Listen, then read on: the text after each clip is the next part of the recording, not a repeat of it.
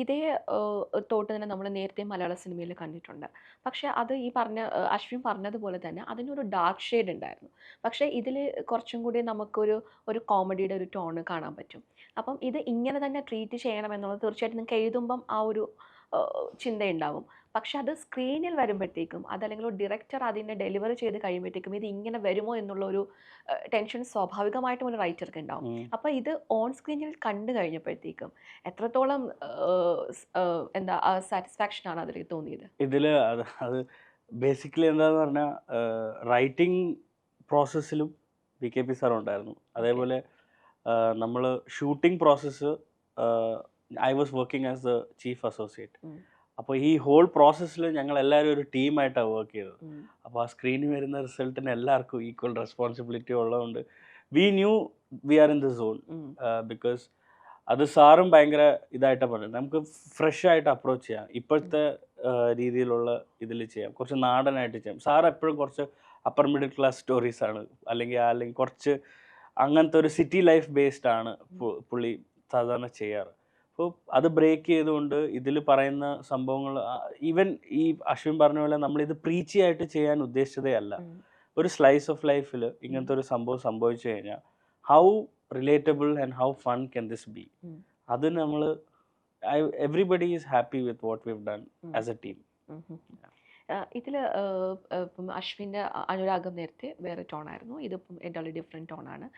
നേരത്തെ അശ്വിൻ പറഞ്ഞ കണക്ക് തന്നെ എക്സ്പ്ലോർ ചെയ്തുകൊണ്ടിരിക്കുന്ന ഒരു ആക്ടറാണ്. അതുകൊണ്ട് തന്നെ നമ്മൾക്ക് ഒരുപാട് സ്വാതന്ത്ര്യമുണ്ട് അല്ലേ, കഥാപാത്രങ്ങൾ തിരഞ്ഞെടുക്കുന്നതിലും അഭിനയിക്കുന്നതിലും. ആ സ്വാതന്ത്ര്യത്തെ എത്രത്തോളം യൂട്ടിലൈസ് ചെയ്യുന്നുണ്ട്? ഞാൻ ആ സ്വാതന്ത്ര്യത്തെ ഭയങ്കര എന്താ പറയുക, ഞാൻ എല്ലായിടത്തും പറയും, ഈ എനിക്ക് ഇപ്പം എന്നെ തേടി ഒരുപാട് സിനിമ, ഇപ്പം നമ്മൾ ഒരുപാട് ഇവിടെ സ്റ്റാർസ് ഉണ്ട്, സ്റ്റാർസിന്റെ പല പല ലെയേഴ്സ് ഉണ്ട്. ഇതെല്ലാം കഴിഞ്ഞിട്ടുള്ള ഒരു സബ്ജക്റ്റ് ആയിരിക്കാം മേ ബി എൻ്റെ അടുത്തേക്ക്. അപ്പൊ ഇവരെ പോലത്തെ പ്രോജക്ട്സ് അല്ല, ഇവര് ചിലപ്പം അതിന് ആപ്റ്റായിരിക്കും, അല്ലാതെ നമ്മളെ തേടി എത്തുന്നത് ചിലപ്പോൾ അങ്ങനെ ആയിരിക്കും. അതിൽ നിന്നും വേണം നമ്മൾ ഫിൽട്ടർ ചെയ്ത് നമ്മളൊരു സംഭവം എടുക്കും. അപ്പം ഞാൻ എപ്പോഴും എനിക്ക് ഇഷ്ടപ്പെട്ട ഒരു പരിപാടി ഉണ്ടെങ്കിലേ ഞാനത് ചെയ്തുള്ളൂ, അല്ല വേറെ ഒരു കാരണം എന്താ പറയുക, ഭയങ്കര കൊതിച്ച ഞാൻ ഈ ഫീൽഡിൽ വന്നത്. എനിക്കിപ്പോൾ ഇരിക്കുന്ന ഈ പൊസിഷൻ പോലും ഞാൻ അത്ര കൊതിച്ച് കിട്ടിയതാണ്. അപ്പോൾ എനിക്ക് മറ്റേ ജസ്റ്റ് ഫോർ എ സേക്ക് ആ ഒരു സിനിമയുടെ എണ്ണം കൂട്ടണമെന്നോ അല്ലെങ്കിൽ അതില്ല എൻ്റെ മൈൻഡിൽ. നമ്മളെ നമുക്ക് കാരണം ഇനി കുറച്ച് നാൾ ആ പടത്തിൻ്റെ കൂടെ ആയിരിക്കും. അപ്പോൾ നമുക്ക് ഭയങ്കര സന്തോഷം കിട്ടണം, എനർജി കിട്ടണം. നമ്മൾ രാത്രി കിടക്കാൻ നേരം ഇത് ആലോചിക്കണം, ആ സീൻ അഭിനയിക്കുമ്പോൾ എങ്ങനെ ആയിരിക്കും, അല്ലെങ്കിൽ ഇന്ന് ഞാൻ ഇങ്ങനെയൊക്കെ ചെയ്തല്ലോ, ആ എക്സൈറ്റ്മെന്റ് കിട്ടണം. അങ്ങനെ ആ സിനിമയ്ക്ക് ഉണ്ടെങ്കിൽ ഉറപ്പായിട്ടും ആ ഒരു സ്വാതന്ത്ര്യത്തിൽ നിന്നാണ് ഞാൻ സിനിമ ചെയ്യുന്നത്. എനിക്ക് അല്ലാതെ ഒരാൾ പറഞ്ഞതിന്റെ പേരിൽ ഞാൻ ഒരിക്കലും ഒരു സിനിമയും ചെയ്യില്ല. പക്ഷെ നമുക്ക് ഇങ്ങനെയുള്ള ഇതിൽ ഇപ്പൊ ഞാൻ ആഗ്രഹിക്കുന്ന, എനിക്കിപ്പോ എന്നെ തേടി വരുന്നതെന്ന് പറഞ്ഞ ഒരു കോളേജ്, ആ ഒരു ഇതിൽ നിന്നാണ്, അതാണ് എന്നെ ഇപ്പോഴും എന്നെ തേടി വരുന്നത്. ഞാൻ ആഗ്രഹിക്കുന്നുണ്ട് വ്യത്യസ്തമായ വേറെ വേറെ കഥാപാത്രം കിട്ടണം. അതും കൂടെ കഥാപാത്രമല്ല ഞാൻ അപ്പോഴും മെയിൻ നോക്കുന്നത്, ആ സിനിമ ടോട്ടാലിറ്റിയാണ്. ടോട്ടാലിറ്റി ടീം ഇപ്പൊ നമുക്ക് പുതിയ ടീമിനെ നമുക്ക് ഒരിക്കലും ജഡ്ജ് ചെയ്യാൻ പറ്റില്ല, ഇവർ അത് ചെയ്തു അങ്ങനെയല്ല. അവർക്കൊരു ഉദ്ദേശം കാണും, ഈ സിനിമ എനിക്ക് ഇങ്ങനത്തെ ഒരു സിനിമ ആക്കണം, ഇങ്ങനെ ഒരു സിനിമ. അതാണ് ഞാൻ കൂടുതൽ പ്രയോറിറ്റി കൊടുക്കുന്നത്. സെക്കൻഡ് ആണ് ക്യാരക്ടർ. പിന്നെ ക്യാരക്ടറിന്റെ ഇങ്ങനെയൊക്കെ ഉണ്ട്, ഇതൊക്കെ ഉണ്ടെന്നെങ്കിൽ ഓക്കെ, നമുക്ക് പൊളിക്കാന്നുള്ളൊരു ഫീലൊക്കെ വരും. ബേസിക് തിങ് ആ സിനിമ, പുതിയ എക്സ്പീരിയൻസ് ആ സിനിമയെ കിട്ടിയാൽ ഹാപ്പി. ബാക്ക് ടു ബാക്ക് ഒരുപാട് ചിത്രങ്ങൾ ഹിറ്റ് ആവുന്നുണ്ട്. അത് ഹിറ്റായി കഴിഞ്ഞാൽ പിന്നീട് ആ ആക്ടർ ചൂസ് ചെയ്യാവുകയാണ്, അവർ ഭയങ്കര ചൂസ് ചെയ്യാവാണ്. അതേസമയം തന്നെ ഇപ്പുറത്തെ സൈഡിൽ നമ്മൾ എല്ലാവരും പറഞ്ഞ പോലെ ധ്യാൻ എന്ന് പറയുന്ന ഒരു നടനുണ്ട്. അദ്ദേഹം ഒരുപാട് സിനിമകൾ ചെയ്യുന്നുണ്ട്. അപ്പോൾ അതിൽ ധ്യാൻ പറഞ്ഞ ഒരു പോസിറ്റീവ് എലമെന്റ്, ഞാൻ ഓരോ സിനിമ ചെയ്യുമ്പോഴും ഞാൻ എന്നെ തന്നെ പോളിഷ് ചെയ്തുകൊണ്ടിരിക്കുക, എല്ലാ നടനെ കുറച്ചും കൂടെ മിനുക്കിയെടുക്കാൻ പറ്റും. അപ്പം അശ്വിനി ഈ പറഞ്ഞ പോലെ തന്നെ ഇഷ്ടംപോലെ സ്പേസ് എടുക്കുകയാണ്. അപ്പം ഒരു ചൂസ് ആകാതെ തന്നെ ഞാൻ ഈ ചെയ്യുന്നത് എനിക്ക് തന്നെ ഒരു പോളിഷ് ആവുമെന്ന് തോന്നിയിട്ടുണ്ടോ? അതെ, എന്താ അറിയോ, ഇപ്പം ധ്യാൻ ചേട്ടൻ പറയുന്ന ആ സോൺ എന്ന് പറയുന്നത്, ധ്യാൻ ചേട്ടൻ അങ്ങനെ ചൂസ് ചെയ്യാവാം. 2 പടം ഡിപ്പായാലും ഒരു 3ാമത്തെ പടം കിട്ടാം, അതിനൊക്കെ ഇതുണ്ട്. എനിക്കിങ്ങനെ ഒരു ബാക്ക്ഗ്രൗണ്ടോ ഒന്നും എനിക്കില്ല. അപ്പം എനിക്ക് ചിലപ്പോൾ എൻ്റെ ഒരു 2 പടം കഴിഞ്ഞാൽ ചിലപ്പോൾ പറഞ്ഞ് ഫീൽഡ് ഔട്ടായും വീണ്ടും ഫീൽഡ് ഔട്ടായെന്നേ പറയത്തുള്ളൂ. അപ്പം നമ്മളെ സംബന്ധിച്ചിടത്തോളം നമുക്ക് കിട്ടുന്ന ആ ഒരു പടം അത്ര ഇമ്പോർട്ടൻ്റ് ആണ്. അതാണ് അതിൻ്റെ റീസൺ. അല്ലാതെ ഞാൻ അതാ പറഞ്ഞു, എപ്പോഴും പറയുന്നത് അതാ, എനിക്ക് ഒരുപാട് സിനിമ കിട്ടി അതിൽ നിന്ന് ചൂസ് ചെയ്യാവുന്നതല്ല. നമുക്ക് ഒരുപാട് പേര് റിജക്ട് ചെയ്തൊരു സിനിമയിൽ നിന്നായിരിക്കും ഒരു സിനിമ കിട്ടുന്നത്. പക്ഷെ അവിടെ പോലും ഞാൻ ചിലപ്പോൾ അവിടെ എസ് പറഞ്ഞിട്ട് ഒരു പ്രൊഡ്യൂസർ ഉണ്ടാവും, അവരെല്ലാവരും ഉണ്ടാവും, ഇവരെല്ലാവരും കൂടി ഞാൻ കുറച്ച് നാൾ അവരുടെ കൂടെ പോകേണ്ടതാ. ഞാൻ എങ്ങനെ അവരോട് പറഞ്ഞു ചേട്ടാ ഹിറ്റ് ഇത് ഹിറ്റാവും എന്ന് പറഞ്ഞാൽ എനിക്ക് അത് അങ്ങനെ പറ്റിക്കാൻ പറ്റുന്നില്ല. അതാണ് എവിടെ ധ്യാൻ ചേട്ടൻ്റെ പറഞ്ഞ സോൺ വേറെ. കാരണം ധ്യാൻ ചേട്ടൻ പറഞ്ഞല്ലോ നിങ്ങൾ എന്തിനാ എന്നെ വെച്ച് വീണ്ടും വീണ്ടും സിനിമ ചെയ്യുന്നത്. കാരണം ധ്യാൻ ചേട്ടനെ വെച്ച് ഒരു സിനിമ ചെയ്യുമ്പോൾ അവിടെ ചിലപ്പം സാമ്പത്തികമായിട്ട് വീണ്ടും വീണ്ടും പ്രോജക്റ്റുകൾ നടക്കുന്നുണ്ട്, അതിൻ്റെ ഇതുണ്ട്. അതായിരിക്കും ധ്യാൻ ചേട്ടൻ അത് എടുക്കുന്നത്. എനിക്ക് അത് പറ്റത്തില്ല. ഇതിൽ നമുക്ക് ഭയങ്കര ഇഷ്ടം തോന്നിയ അല്ലെങ്കിൽ കുറച്ച് വെറുപ്പും രണ്ടും തോന്നിയ ഒരു കഥാപാത്രമാണ് ശാന്തി കൃഷ്ണയുടെ അമ്മ കഥാപാത്രം. നമുക്കൊന്നും ഇത്രയും ക്രൂരമായിട്ടുള്ള ഒരു അമ്മയുണ്ടോ നമുക്ക് ആദ്യം ഇത് കാണുമ്പോൾ തോന്നും. അത്രയും ഇറിറ്റേറ്റിംഗ് ആണ് ആ കഥാപാത്രം കാണുമ്പോൾ. അപ്പം ഇത് ശാന്തി കൃഷ്ണൻ തന്നെ ചെയ്യണമെന്നുണ്ടായിരുന്നു എഴുതിയപ്പോൾ, അതോ എഴുതി കഴിഞ്ഞതിന് ശേഷം ശാന്തി കൃഷ്ണയിലേക്ക് വന്നതാണോ? എഴുതി കഴിഞ്ഞതിന് ശേഷമാണ് ആക്ച്വലി ഫോം ആയത്. അത് പുള്ളിക്കാരിയുടെ അടുത്ത് പറഞ്ഞപ്പോഴും പുള്ളിക്കാരി കഥ മൊത്തം കേട്ട് കഴിഞ്ഞിട്ട് പുള്ളിക്കാരി പറഞ്ഞു I want to do this, she so cruel അല്ലേ എന്ന് പറഞ്ഞിട്ട്. എന്നിട്ട് അത് കഴിഞ്ഞിട്ട് അതിൻ്റെ ഒരു ചേഞ്ച് ഓവർ ഉണ്ട്. അപ്പോൾ she is like that's part of life. അതാണ് പുള്ളിക്കാരി പറഞ്ഞത്. അത് ഒരു പ്രോസസ്സിൽ അമ്മയും വീട്ടിനകത്തിരുന്ന് സ്റ്റക്കായി അവരുടെ ഒരു ഫ്രീഡവും അതിലൂടെ സ്റ്റക്കായി കഴിഞ്ഞാൽ അവർ മോളിനോടുള്ള ഇഷ്ടം കൊണ്ടാണ്, പക്ഷെ അതൊരു സെൽഫിഷ്നെസ് എന്നാണ് അവർ റിയലൈസ് ചെയ്യുന്ന മൂമെൻറ്റും. അപ്പോൾ മാം അതിനെ ഭയങ്കര നല്ല രീതിക്കാണ് ചെയ്തത്. ഹ്യൂമർ ക്രൂവാലിറ്റി ഉള്ളത് അത്. പക്ഷേ for her also it was different. ഇപ്പൊ നമുക്ക് വേറെ ആരെയും ചിന്തിക്കാൻ പറ്റില്ല. ആ ക്യാരക്ടർ ആക്ച്വലി ഒരു ഇച്ചിരി അങ്ങനത്തെ ഒരു ക്യാരക്ടർ. ഇവൻ ഇത് ആ ക്യാരക്ടർ പറയുമ്പം മുതൽ നമുക്ക് ഇതെങ്ങനെയാണ് വരുന്നത്. ഇപ്പൊ പുള്ളിക്കാരി അത് ചെയ്യുമ്പോൾ ഒരു ഭയങ്കര മേക്ക് ബിലീഫ് ആക്കിക്കൊണ്ടാണ് പുള്ളിക്കാരി. അത് പുള്ളിക്കാരിയുടെ ആക്ടിങ് എക്സലൻസ് തന്നെയാണ് അത്. കാരണം ആ ക്യാരക്ടർ എന്താ അറിയോ, നമുക്ക് വേണേ നെഗറ്റീവ് ആണെന്ന് തോന്നാം, അല്ലാന്ന് തോന്നാം.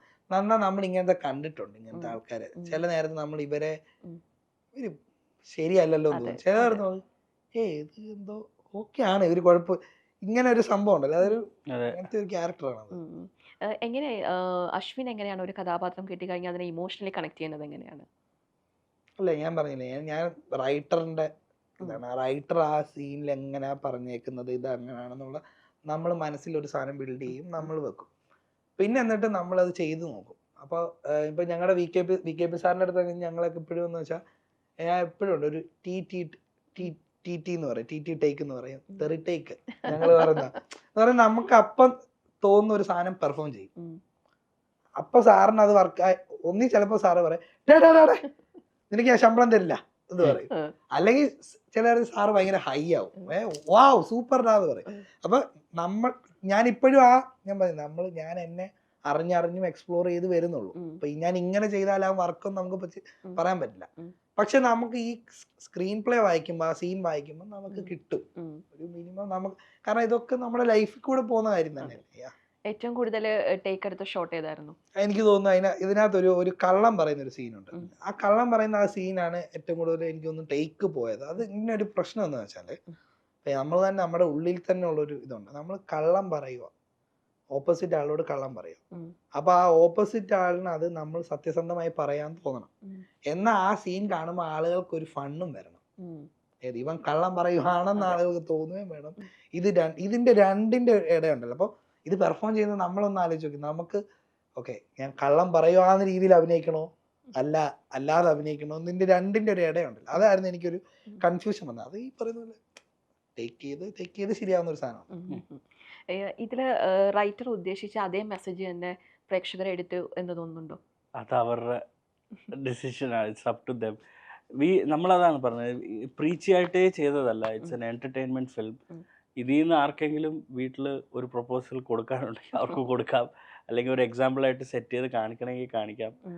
സോ ഇറ്റ്സ് നോട്ട് ഇപ്പോൾ നമ്മളിതിൽ വേറെ സംഭവം, ഇപ്പോൾ അശ്വിനെ ലൈക്ക് സുനിലിനെ സുമിയാണ് കോളേജിൽ പഠിക്കാൻ വിടുന്നത്. അതുപോലും നമ്മൾ പ്രീച്ച് ആയിട്ട് ചെയ്തതാണ്, അതൊരു ഫണ്ണായിട്ട് ചെയ്തതാണ്. പക്ഷെ കുറേ പേര് അതിനെപ്പറ്റി പറഞ്ഞു, ബിക്കോസ് അത് it's not usually seen that way. നേരെ തിരിച്ച് കാണാറുണ്ട്. പക്ഷെ നമ്മൾ ഡെലിബറേറ്റ്ലി ചെയ്തതല്ല, അത് സിനിമയുടെ ഇതിനു വേണ്ടി ഒരു ഹ്യൂമർ അല്ലെങ്കിൽ ആ എന്റർടൈൻമെന്റിന് വേണ്ടി ചെയ്തതാണ്. So if somebody is getting something we happy. എന്നാലും ഇതിന്റെ ഒരു ക്ലൈമാക്സ് എനിക്ക് തോന്നുന്നു, ഇതിന്റെ ക്ലൈമാക്സ് എങ്ങനെ ആയിരിക്കണം എന്നുള്ള കുറച്ച് കൺഫ്യൂഷൻസ് ഉണ്ടായിരിക്കണം റൈറ്റർക്ക് ഡെഫിനറ്റ്ലി. കാരണം ഇത് എവിടെ കൊണ്ട് അവസാനിപ്പിക്കണം, അല്ലെങ്കിൽ ഇത് എങ്ങനെ മെസ്സേജ് ലാസ്റ്റ് കൊടുക്കണം എന്നുള്ളത്. അപ്പോൾ ഈ ക്ലൈമാക്സ് കണ്ടപ്പോഴും എനിക്കും ഒരു ചെറിയൊരു സാധനം തോന്നിയിട്ടുണ്ട്. അപ്പം എങ്ങനെയാണ് ഈ ഒരു ക്ലൈമാക്സിലേക്ക് എത്തിയത്, ഒരു ഫൈനൽ ഡിസിഷൻ?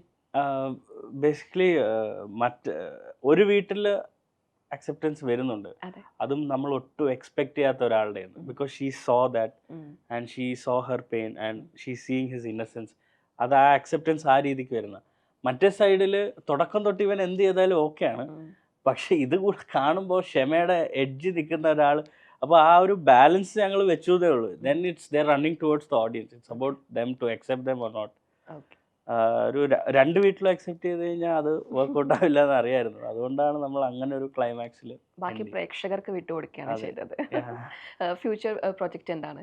അടുത്തൊരു പടം എഴുതിക്കൊണ്ടിരിക്കുകയാണ്. അത് VKP സാറിൻ്റെ തന്നെയാണ്. ഒരു ഹ്യൂമർ, അത് ഒരു മൾട്ടി സ്റ്റാർ പ്രോജക്റ്റാണ്. ഓക്കെ. ലേഡീസ് എന്ന് വെച്ചാൽ അത് അനൗൺസ് ചെയ്യാറായിട്ടില്ല, അത് കഴിഞ്ഞിട്ട് പറയാം. അശ്വിൻ്റെ അടുത്ത പ്രൊജക്റ്റുകൾ എന്തൊക്കെയാണ്? എൻ്റെ ഇനി ഇറങ്ങാനുള്ളത് ഒരു റൊണാൾഡോ ചിത്രം എന്ന് പറഞ്ഞൊരു പടം.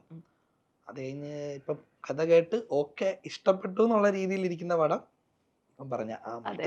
പടം. അതിലെ നായകനാണല്ലേ? അതെ. അതെ. ഈ ടീം ഒരുപാട് ഇഷ്ടപ്പെട്ടു രണ്ടുപേർക്കും അങ്ങോട്ടും ഇങ്ങോട്ടും ഇല്ലേ? നമ്മള് തമ്മിൽ ഒരു സിങ്കായി. പെട്ടെന്ന് സിങ്കായി കണക്ട് ആയി. അത് പിന്നെ സാറും ഈ പറയുന്ന പോലെ ഞാൻ പറഞ്ഞില്ലേ, സാറ് നമ്മുടെ സോൺ നമ്മുടെ ആളായിരുന്നു. അങ്ങനത്തെ ഒരു ഇതാ. ഓക്കെ. അപ്പം ഇനിയും അടുത്ത പ്രൊജക്റ്റും സൂപ്പർ ഡ്യൂപ്പർ ഹിറ്റ് ആവട്ടെ. എല്ലാവിധ ആശംസകളും തുടർന്നുള്ള യാത്രയിൽ. Thank you so much. Thank you so much.